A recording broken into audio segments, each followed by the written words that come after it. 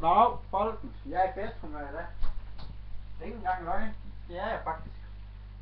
Det er der, jeg bor i sådan et fedt sted her. Tynden i toppen, en god på bunden, en fandens kalde, min mest i munden. Han lyver så stærkt som en hest, kan rende, men Kalle, han er min bedste ven.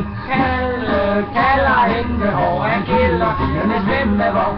Kalle kalder hente hår, han kilder pigernes svømmevogn. Han har skæve ben og forlorene tænder og brænder sit lys i begge ender. Han nyder cigaren til sidste knist, men han nyder kvinderne først og sidst.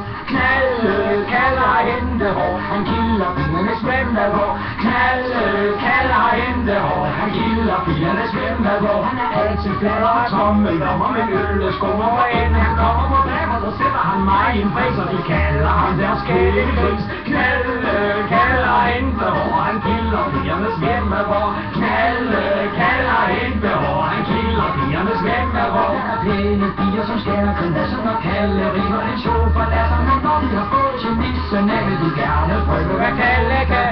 Kalle kalder hente hår, han kilder pigernes svømmevogn. Kalle kalder hente hår, han kilder pigernes svømmevogn. Hvis du tror, at Kalle har knald i låd, og synes han griner en smule flot, så er han nok ikke så blød en nær, for han ved sgu godt, hvad han griner af.